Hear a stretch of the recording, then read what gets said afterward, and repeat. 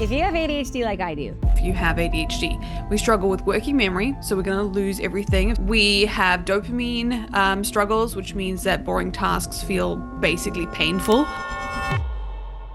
today's video is going to completely change how you work, how you create content, and how you build your business. Listen, I have been in the online space now for years, coaching thousands of entrepreneurs, and one thing that I keep hearing over and over again is, Krista, I just can't stay consistent.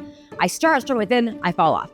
Look, the productivity advice that you've been following, it wasn't designed for brains like ours. All of those just make a to-do list or break everything into tiny steps. Those tips, they actually make it harder for ADHD brains to execute. So in this video, I'm sharing 5 strategies that took me from being stuck in procrastination to being able to build my businesses consistently, show up for my students, and to actually finish what I start. I'm Krista, Mashore, and I have built multiple 7- and 8-figure businesses. I've had $26 million months.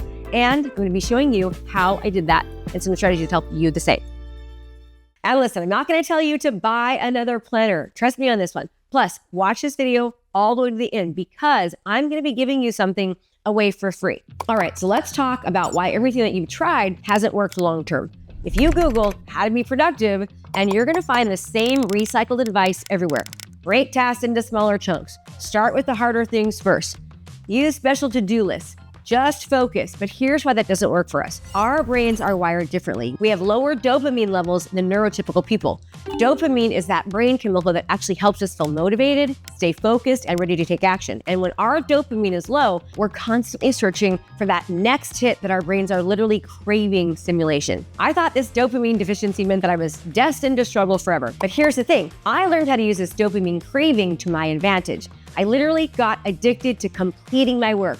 I know that sounds crazy, but it's true. And it's exactly how I've been able to stay so consistent with creating content, with coaching my students, and growing my businesses. So what's the secret? Your ADHD brain is not wired for importance. It's wired for interest. Your brain doesn't care what you should do. It cares about what you want it to do. This is why you can scroll TikTok for 3 hours, but can't respond to one email. So here is something called the NICE model to help you actually remember what your ADHD brain actually needs. N is for novelty, something new. I is for interest, something interesting. C is for challenge, something challenging. And E is for emergency, something with urgency. When tasks have these elements, our brain lights up. We get dopamine, we get motivated, we get stuff done. But how do we actually make boring work feel nice?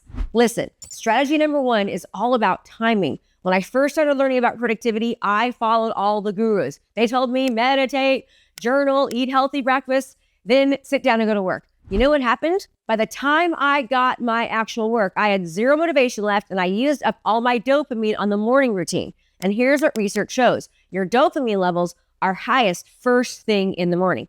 That means that you're most productive when you wake up. So let me give you an example of my morning routine. The day before, after work ends, I will literally go write down what are the main things I absolutely have to get done, and I put them in order. If I've got appointments, they go on the calendar. I want my brain to be wired knowing what the day looks like for the next day, so I'm more productive. Then I get up at 5 a.m. every morning. I'm not saying that you should, but I'm more productive in the morning, hence the ADHD brain. And so I work out at 5:30. Work out from 5:30 to 6:15, 5:30 to 6:30, something like that.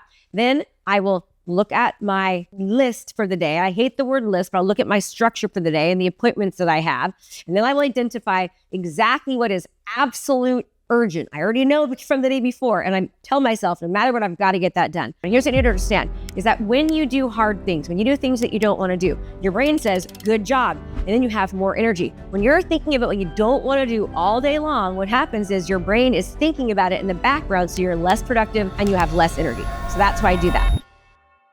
Strategy number 2, I listen to positive self-talk, positive affirmations, literally while I'm working out sometimes, or sometimes while I'm working out, I'll even play trainings. While I'm in the shower, I'm playing positive motivational stuff. That is just how my brain works. I like to excite myself and remind myself to stay positive, to look for positive outcomes and to expect success for the day. That is what I do every single morning. And I take a shower in the morning because taking a shower in the morning increases dopamine by 500%. Okay, moving to strategy number 3, and it's going to sound controversial, but trust me, this is research and scientific evidence, and it says start with the easiest thing first. Every productivity out there, I know they say eat the frog, do the hard thing first when you have the most energy, but neurotypical brains start at a motivation level of 10.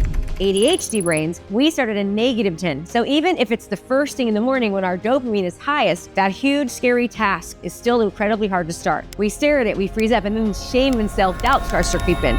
This is where the power of momentum comes in. Think about video games. They don't start you at the hardest level. They give you the easiest wins first. Level 1 is always easy, and as you progress, the challenge gets harder. But by then, you're hooked. You're already in flow. So here's what I do. Right when I wake up or right after lunch, basically after any break longer than an hour, I start with something easy. It might be a quick phone call with a team member. It might be a video text message. How are you? Listen, I saw that Rami had a birthday. Or maybe it's doing a video because I actually like doing videos. I do something easy that I like. And that quick dopamine hit from checking off an easy tasks spills over into my harder tasks. It gives me an on-ramp instead of making me climb the stairs, so to speak.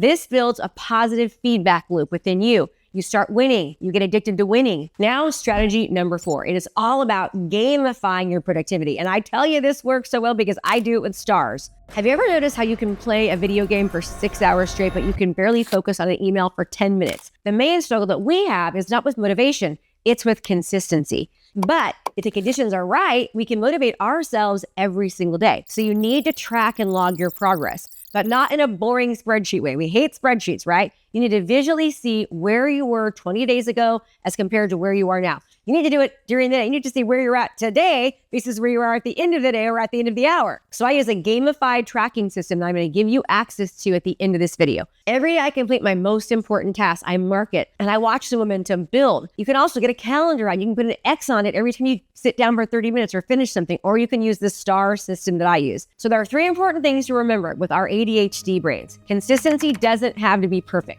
Some days will be off days. That's okay. That's normal. Just get back up. Don't be too hard on yourself. If you miss a day, no problem. Just come back tomorrow. Also, don't compare yourself to others. Compare yourself to you. Where were you yesterday? Where were you at the beginning of the day as compared to the end? Start small.